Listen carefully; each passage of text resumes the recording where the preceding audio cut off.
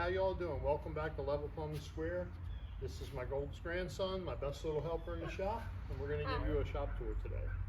Say hi. So we'll start here in the front corner.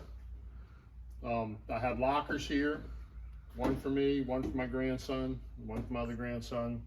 They keep coveralls and gloves and stuff that's theirs in there. Refrigerator, sink, bathroom.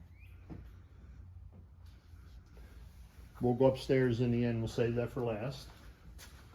Here's a little sand table that my grandkids used to play with. They would sit back here and play construction like a sandbox. You could sit at a chair instead of being down in the ground. Various aprons, my office. My autographed picture of Mike Rowe. I actually met Mike at a Caterpillar show, and he was a really great guy, down to earth, spoke with us like he knew us, and I'm very much in agreement with his whole thing about how the trades are dying and all. I'd love to sit down and talk to him about that. This is my office.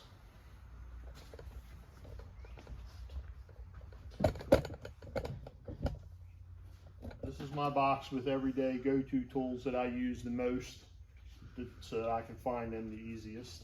This is my main toolbox with all the more specialized tools and tools I don't necessarily use every day, but that I do need every day, one way or another. Various pieces and parts and scrap steel. I don't throw anything away. It seems like you always have a use for something small. A work table on wheels that I built that I can roll all around the shop right to where I'm doing any work. This is the bench that I do 90% of my stuff on. I have a bench here. All the little bits and pieces and parts, I learned a lot of these storage techniques from watching YouTube and started to incorporate them into my shop.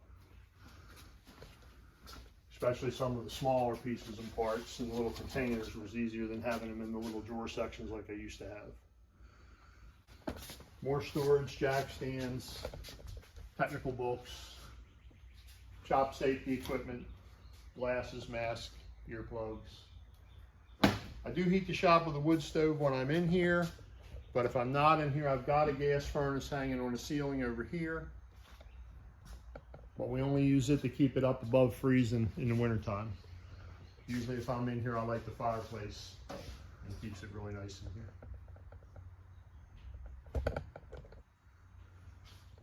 Everything I work on, I try to keep all the scrap steel and pieces. Steel's getting expensive and it's hard to find now. And something new I've started is when I have a drop piece now, I write a measurement on it and put it away. That way it's easier for me to find stuff. I doubt that I'll ever go back and do that to everything that's already there. But anything new that I'm adding to the situation over here, I try to do that so I can glance down and see what I've got. I've got an old anvil here that my father gave me for Christmas years ago. He found at a farm auction. I don't do any blacksmithing or anything, but it's just a neat thing to have in the shop. This used to be my office when I first built the shop. I just use it to keep the technical things that come with power tools and all, so I can come in here and find any of the specs. I got a cabinet full of shop safety equipment here, earplugs, face masks, safety glasses, that sort of thing.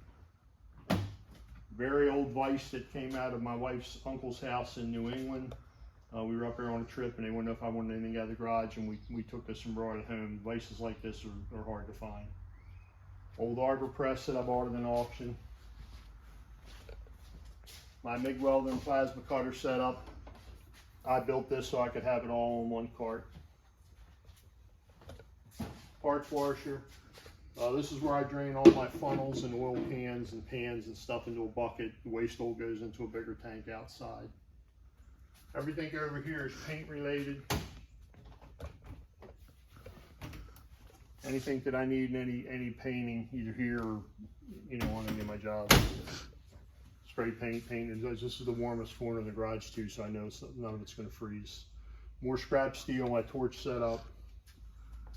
More small parts, plumbing parts, valves, stuff like that. Up here is all my bigger pieces of steel for any repairs or fabrication projects we have. This is a very old South Bend lathe that I'm in the process of fixing up. I need to make a few parts for it. I need to make a bracket to hang a motor on it. That'll probably be a future video. This is an old lathe that I'm taking some parts off of.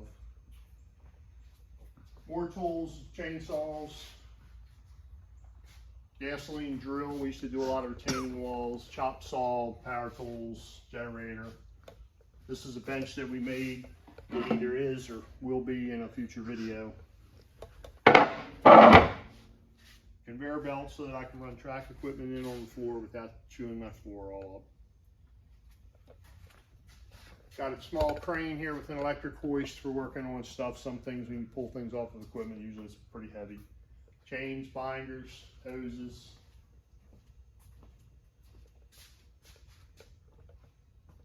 Ladders, spare tires, everything in this corner here is tire repair.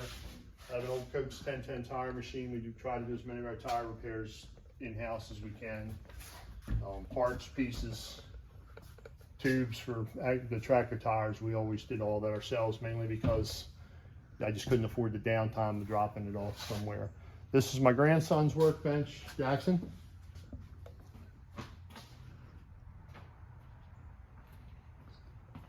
This is my grandson's workbench. He's got some of his own tools and things that he helps me with in the garage.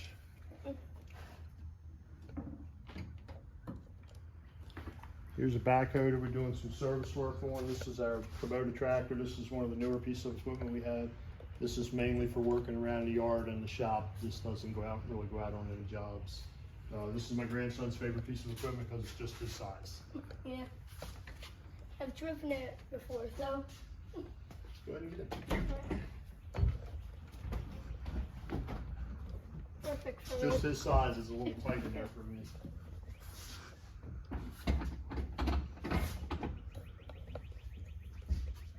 Every garage needs a 65-inch flat screen TV. A lot of times I just turn it on for background noise, or if I need to watch something on YouTube, trying to figure something out. Every garage needs a reclining chair on wheels. And I will admit, I have been known to take a nap back here on a rainy day in this. This is a small table we made out of an old pipe vise. My grandson would sit back here and watch TV, and he'd always say, "Pop, we need like a cafe table to set our drinks on and all." And we made this out of some scraps we had laying around the shop. All right, let's go upstairs. These are the steps up to the storage loft. They're a little steep. I think they used to call this a ship's ladder. You got to go up forwards and come down backwards. You can't turn around and walk straight down. Keep your air compressor up here over top the bathroom so it's out of the way. All right, I save all these old coffee containers. You always seem to have hundreds of different nails and screws and stuff, and they're useless if you can't find them when you need them. Spare seat, spare parts. Literally tens of thousands of dollars worth of motor oil, grease, parts, filters, all things that fit every piece of equipment that we have.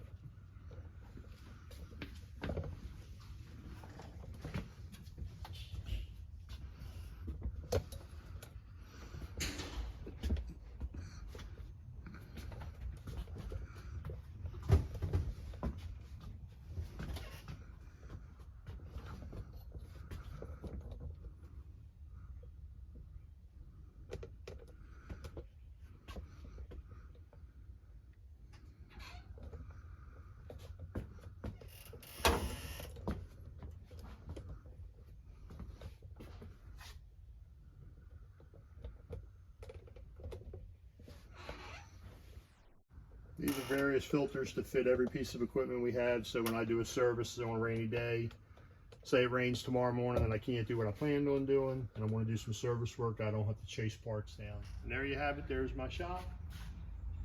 Enough pieces and parts and tools in here to keep my fleet of equipment going.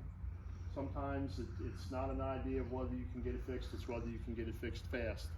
If I have to stop to go get a part or take something in to be fixed, that's time lost and I'm not making money. Jackson? Thank you for watching this video. Please remember to leave a like and subscribe.